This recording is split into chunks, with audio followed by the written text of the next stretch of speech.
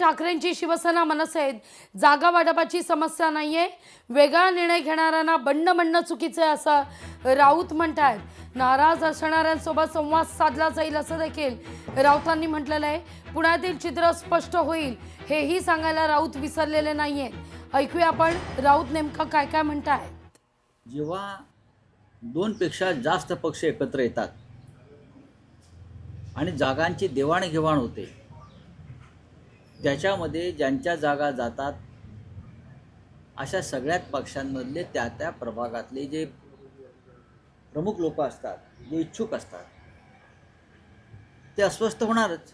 कार्यकर्ते 100% माननीय उद्धव ठाकरे व राज ठाकरे यांचं ऐकतील।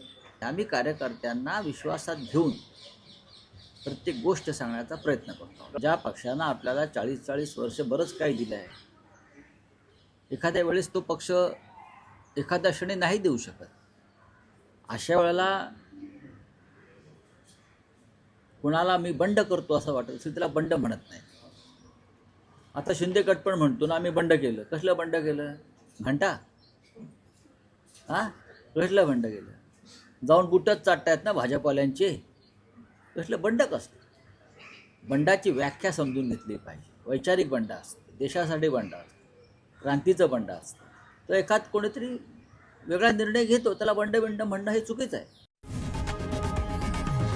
लोकशाही मराठी ऐका, पहा, जागरूक रहा।